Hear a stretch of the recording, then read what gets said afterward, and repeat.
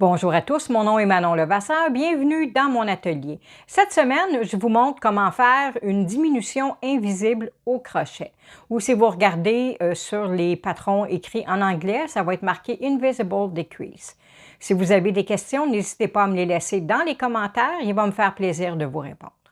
Donc, pour la diminution invisible, j'ai préparé un échantillon de quelques rangs de mailles serrées. Donc, ce que je vais faire, pour le besoin ici du point du tutoriel, ce que je vais faire, c'est que je vais faire 2 mailles serrées au début. 1, 2. Et pour la diminution invisible, la façon que ça se fait, c'est que je viens chercher ici la première maille le premier brin de la maille suivante. Donc, on voit bien que j'ai passé entre les deux.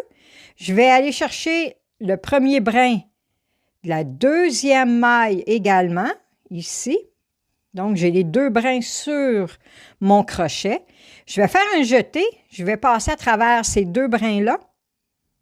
Ici, je me retrouve avec 2 brins sur mon crochet et je refais un jeté que je passe à travers les 2. Voilà pour une maille invisible. Donc, ce que je vais faire une maille serrée avant de refaire une autre diminution invisible. Ici, je vais chercher le premier brin de ma maille suivante, le premier de l'autre, la deuxième. On fait un jeté. On passe au travers ici des deux premières loupes sur mon crochet. Je refais un jeté et je passe à travers les 2 loupes sur mon crochet. Donc, on va faire ici une maille serrée. Et voilà. Et ici, je vais chercher mon premier brin. Mon deuxième, comme vous voyez, on passe à travers seulement un brin. Le deuxième est en arrière. Je fais un jeté que je passe à travers ces 2 brins de laine-là, ces 2 loupes-là.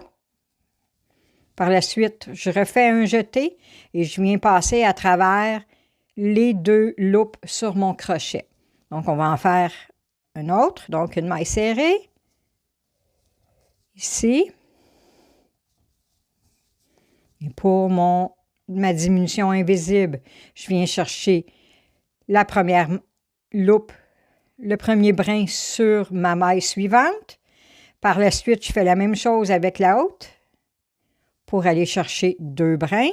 Ici, je fais un jeté, je passe à travers ces 2 loupes-là sur mon crochet. Donc, je me retrouve encore avec 2 loupes sur mon crochet.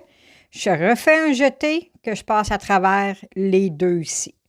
Et pour terminer, je vais terminer avec strictement des mailles serrées pour terminer mon rang. Donc ici, j'ai 3 mailles serrées. Une troisième. Et voilà. Vous avez aimé cette vidéo? Cliquez j'aime, abonnez-vous à ma chaîne et vous pouvez me suivre sur le réseau de votre choix. Je vous dis à la semaine prochaine!